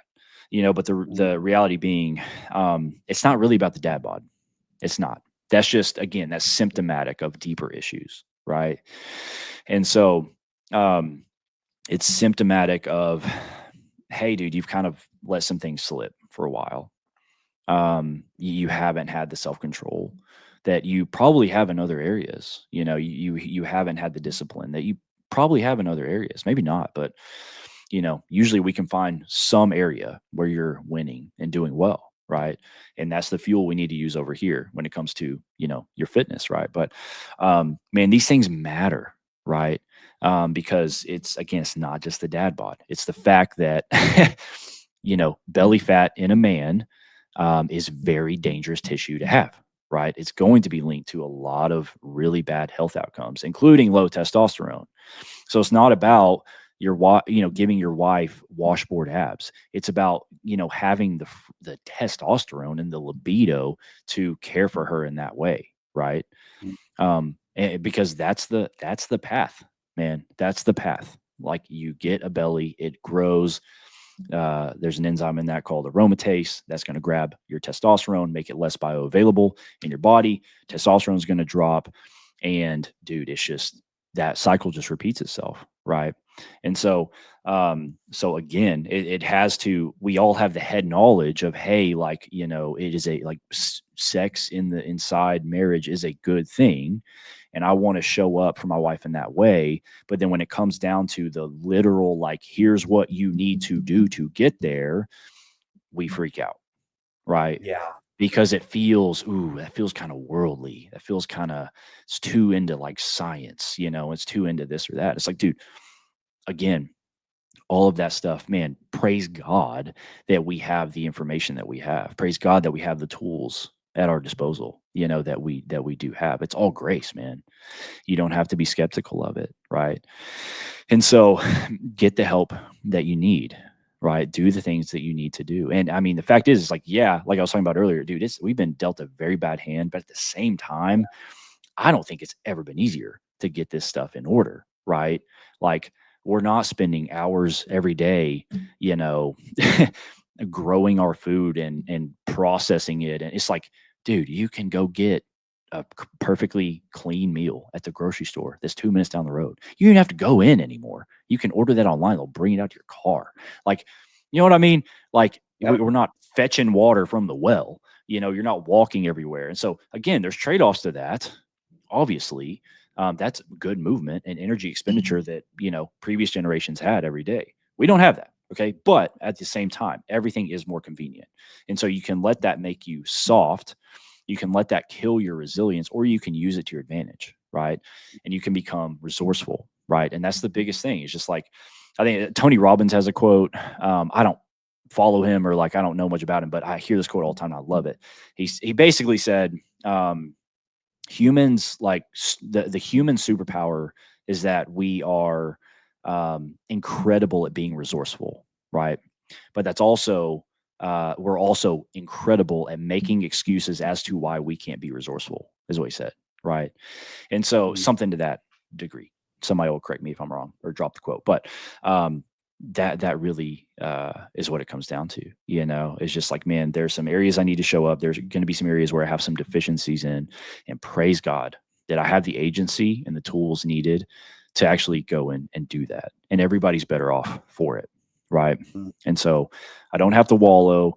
But man, just as an encouragement too, because I know, like, these conversations can get so, like, like, feel like we're just beating people over the head, and it's not, and that's not our heart. You would agree that's not our heart at all. The heart is saying, hey, bro, trust me, you are better than this. This is beneath you. You really can do that. I wouldn't be bringing any of this up if I didn't think it was possible for you. And you have no idea what can happen in the course of 6 months, right? In completely turning these things around, like seeing massive breakthrough, massive transformation, total mindset shift, losing a ton of weight, building a good amount of muscle, getting the discipline, getting the habits. Like, it can be an entirely new life for you, right? And we're going to get back to some really beautiful things. And that's, it's right there, dude. It's right there on a silver platter, just waiting for you, and you're largely in control of that. And so it's just kind of like, which way do you want to go? What do you want to do? And again, there's not, even in talking about ministry, there's something that came to my mind. Was like, I mean, yeah, dude, for a lot of guys, it yeah, you might need to leave ministry straight up. I know that sucks to hear, but that might be the best way forward. But I think for a lot of other guys, it's just like, hey, you don't need to leave. You just need to get way more resourceful, right? You Mhm. need to grow in some skills that you don't currently have. And that's going to take some humility, right? That's going to take some coaching. That's going to take some community and some mentorship and some discipleship, and it's going to take some hard work, right? But again, it's like these are the dues that have to be paid for you to uphold all that stuff. So either don't uphold all that stuff or grow in the skills that it takes to uphold all that stuff. Like those are your two options at this point, you Yeah. know. But this kind of middle ground, right? And that's kind of like y'all earlier I was talking about the, pioneers and settlers, right? What a lot of guys do is they just kind of sit in the middle of that decision, right? So they have all the hopes and the dreams and the ideals of like being the pioneer, the guy that's fit, self-controlled, disciplined, has good habits, great mindset, great husband, great father, great leader, visionary, risk taker, decision maker, all that kind of stuff. We all want to be like that. Like who doesn't? You'd be crazy to say you don't want to be like that, right? Those are beautiful desires, right? God-given desires, right? But again, like I said earlier, they come with problems. And so if you're not willing to overcome those problems, then dude, it's going to be better for you to just be a settler. It really is. Like that's going to be in a way, in a weird way, a little bit more peaceful for you because you're not going to be dealing with this incongruence and this gap between who you could possibly become and who you want to become and what you're currently experiencing, what your current reality is. And the bigger that gap grows, the more frustrated you'll become, right? And that is a recipe for disaster. It's a recipe for burnout and learned helplessness and depression and regret and apathy and a lot of bad stuff, dude. And so I think the call overall, that I'm trying to make a lot, I know you are too, is just like get off the fence, dude. You're gonna have to just Yeah. like pick a lane, right? Pick a lane, like decide who you want to be. And again, it's not like a lifelong decision, but hey, right now, for some guys, it might be better. Man, you're just a settler, right? And you're gonna come over here and you're just gonna take care of a couple things and kind of recuperate and get restored and get healed, right? For a lot of other guys it's like, okay, really need to be a pioneer here, man. You need to like step into some power. That's going to be a big weight. It's going to be a big burden. It's going to be very, very hard, but praise God, there are people everywhere that can help you become that, right? And if you're submitting all of this to the Lord, He's going to grow that in you. He's going to sanctify you in that way. If that's what He's calling you to, right? He's going to qualify you in that way, right? And so, um, that's the biggest thing, is just like I want to encourage everybody, just like, man, have a level of expectation. Like, you have no idea how good life can be, you know.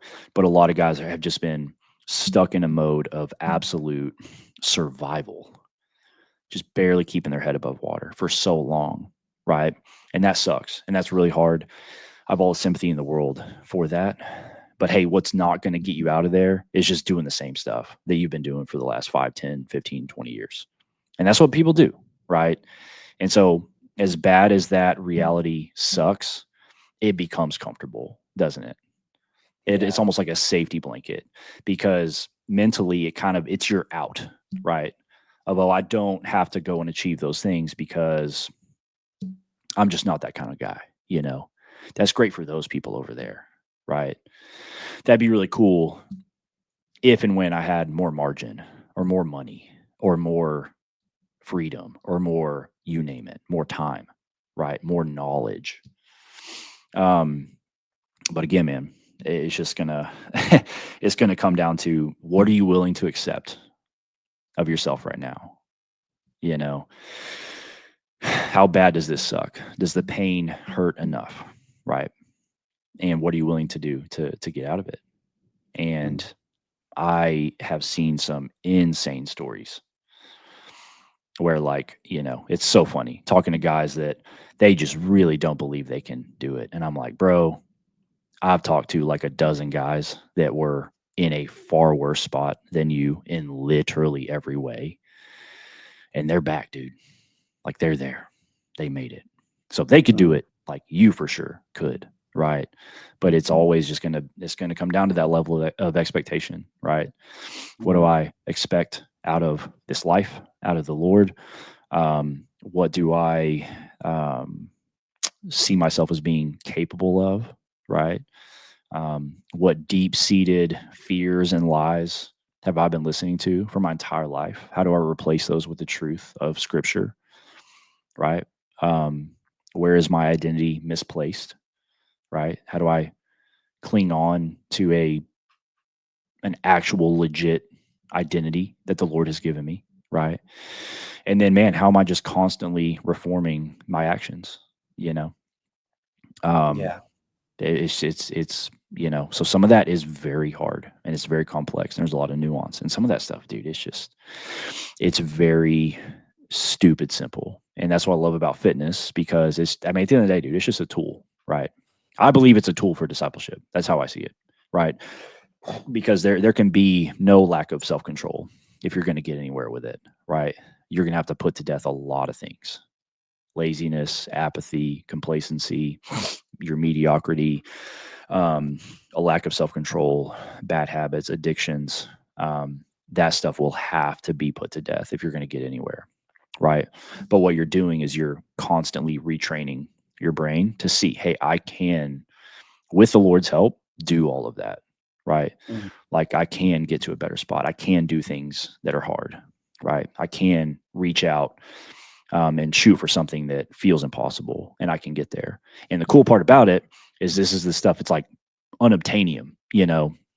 Nobody builds a physique. That's why it's so powerful, right? And I don't, uh, I'm a big aesthetics guy because I want us to be super attractive for our wives, but also want us just to see what we're made of, right? I want Right. us to be able to go out and achieve something that nobody else achieves. And it's not just for the sake of that, it's to show yourself that, hey, if I could do that, like that couldn't be purchased, it couldn't be inherited, it couldn't be given to me. I had to go out and get it.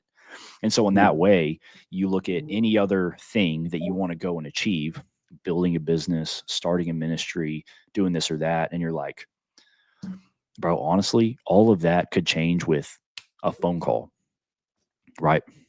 It could. That doesn't happen here, right?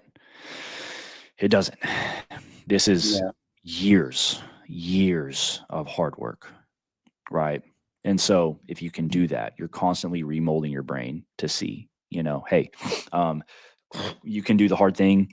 And again, you're stepping into the natural created order. And I say this all the time, but it's like, man, none of this is insignificant. And science is catching up to it, But the fact that the Lord designed it in a way where when we go lift weights, our BDNF in our brain shoots through the roof. We get this surge of endorphins. We get this surge of good dopamine, earned dopamine, right? We get this acute testosterone boost. We get all these things, man. And all of a sudden it's just like for instance, most of the pastors that come into my program, they won't even at this point, they won't write a sermon until they've been to the gym. That's their Wow. process now.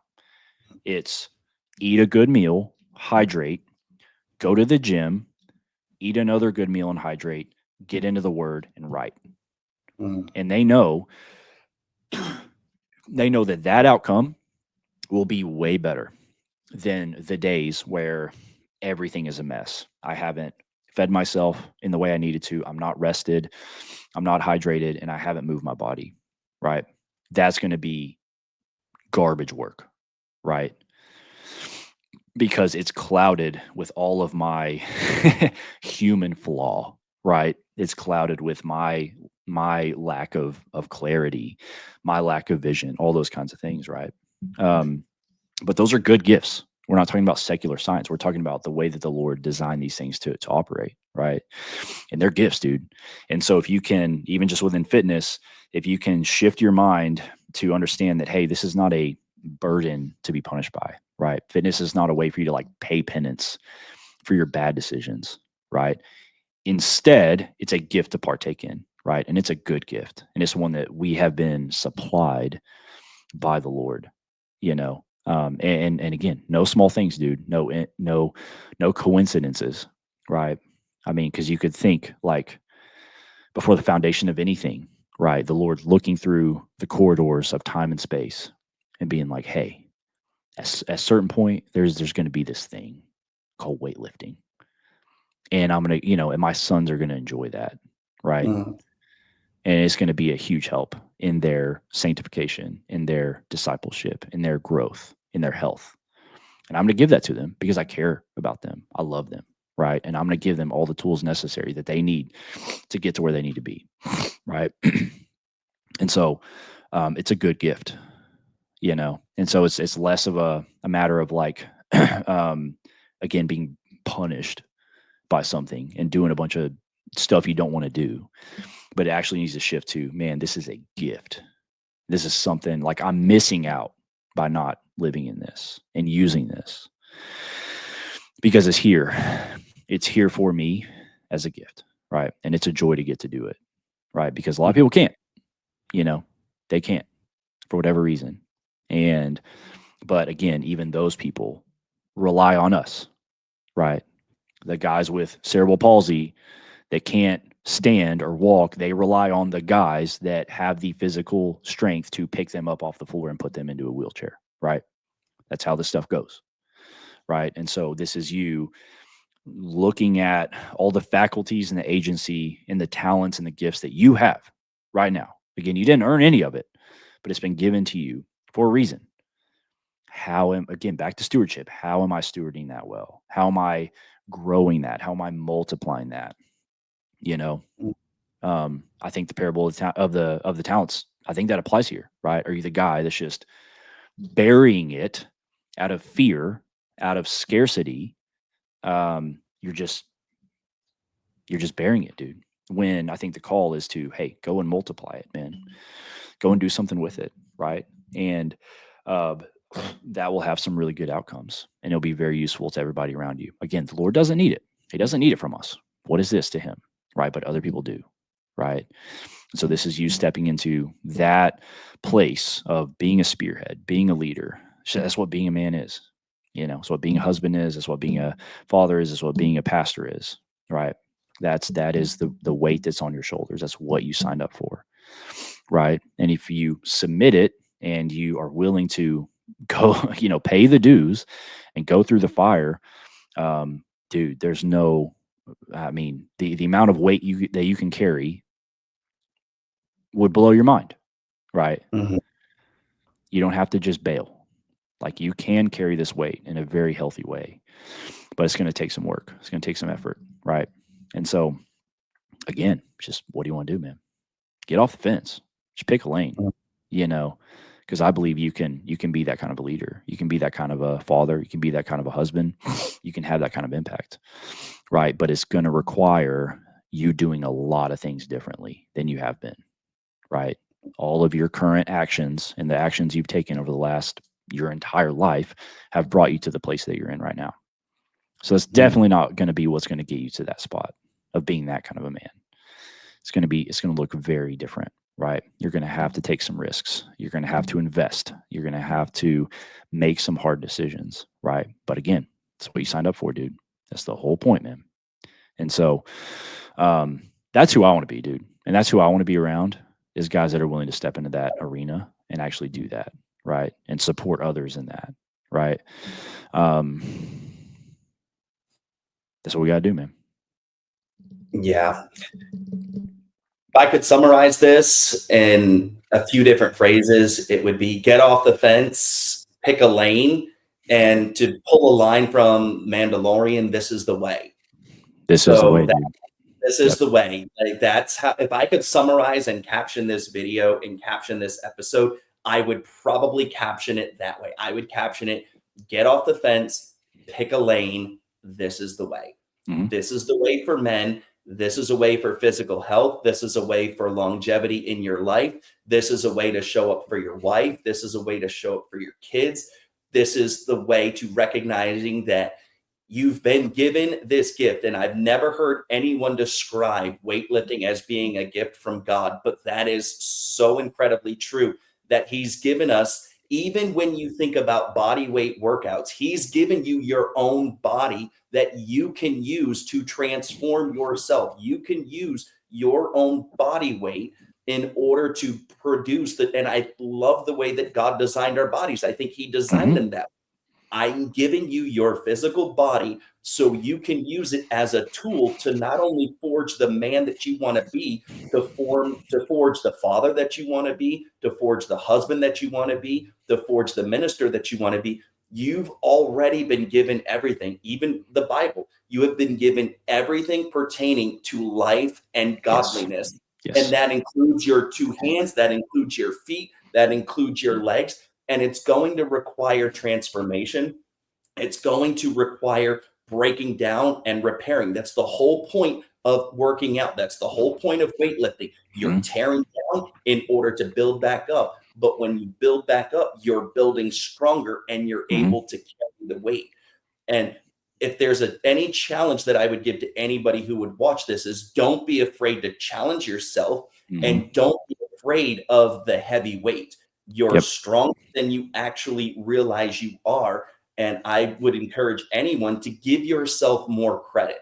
There's a lot, Mhm. it's very Yes. easy to give yourself over to self doubt. It's very Yes. easy to give yourself over to self criticism. It's very easy to talk down to yourself and to talk yourself out of what God is calling you to do. And so, as men, it's important for us to recognize that we have to stop talking down to ourselves and we have to stop talking ourselves out of what God has called us to do. Because at the end of the day, every good and every perfect gift comes down from Him. Yes. This is a gift from Him. Your wife is a gift from God. Your children are a gift from God. Your physical body is a gift from God. Everything is a tool. And I would encourage anyone, even with that whole scarcity mindset, with the man Mhm. had the one talent. We always equate him bearing that talent just because of his view of the master. But maybe there was this scarcity mindset where he felt that what he was given was somehow going to be taken away from him. And it's just Mhm. easier to bury. It's Yep. easier to me. So I bury it, then there's no risk. If I bury it, then I don't have to worry about anything. And it eliminates the responsibility that I have. And a lot of men do that. They bury their responsibility because of that scarcity mindset. Mhm. They bury it inside of them. They bury it in their job. They bury it in ministry. They bury it in the church. They bury it in all of these Mhm. different ways, all while failing to recognize that this is the way. This is the Mhm. life that God has called us to. It's the life that He's set us apart for a reason. We are a kingdom of priests. We are a royal priesthood, as you Yep. alluded to, Yep. and we must step up as priests in our homes, priests in our marriages, and we must recognize that there are there are people who are watching. And Mhm. what type of legacy do we want to leave? What type of example? Because we may have been dealt a problematic or symptomatic hand right now in this generation, but Mhm. we have the ability to pass down greatness to the next generation. And they will watch us, they will observe us, they will follow in our footsteps. And what type of example do we want to give them? Yes. What type of lasting legacy do we want to Yep. give? Because at the end of the day, it's all the Lord's anyway. The earth is the Lord's Yes. and everything in it. None It of this is all yours. Yep. everything. And as we draw this to a close, that's the main emphasis.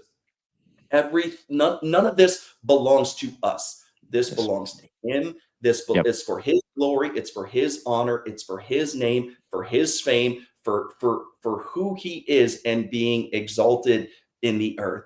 And so I would encourage anyone who would watch, whether it's watching this as far as the full podcast or whether they watch whatever clips may come, my prayer, and I know it's Hunter's prayer, that you all take this and you recognize it as a wake up call and Yes. you recognize it as a clarion call to take back control of your life Mhm. and to seize the reins and to Yes. begin forging yourself monolith, begin forging yourself into these Ebenezers that Mhm. show God's faithfulness and that show God's goodness. And Yep. so, Hunter, I want to thank you for your Yeah, dude. time. I have thoroughly enjoyed this Super and good, dude. I I do. I appreciate have like a prompt, a question. I think this would Sure. just based on what you just said, and then we can wrap this up as we've been talking forever. So everybody's probably like, "Oh my gosh, shut up." But so I pose this question a lot, but I think this is a very good prompt. I think, if you could just sit with this and try to answer it after watching this episode, I think this will be very convicting and illuminating and helpful, Mhm. right? So I want you to think about the people that you love the most, right? So your wife, your kids, the people you pastor, extended family, mom, dad, brother, sister, whatever it is. The people you love the most, the people that you feel a call to what? Pastor, provide for, protect, all that kind of stuff, right? Now, if you wanted them to have the best life possible, and whatever you would attribute to that, the best life possible, right? Health, wealth, happiness, joy, faithfulness, resilience, self control, whatever it is, peace, hope. You want them to have that kind of a life, right? So if you wanted them to have that life, would you advise them to do exactly what you're doing? Mm. Should they eat how you eat? Should they live how you live? Should they look at the same things on the internet? Should they spend their money like you spend yours? Should they spend their time like you spend yours? Should they have the same thoughts and beliefs? Should they have the same actions? Would you advise them to do exactly what you're doing in order to reach that life? Mm. And if the answer is no, then there's your answer, right? There's your answer. Because the reality is that they are going to do what you do, for better or for worse. You are setting the standard. You are showing them what is normal and acceptable. And so that's really scary. It's a lot of weight. But again, you have to get to a place where you can say, yes, do what I do. Mm. Imitate me in this way, right?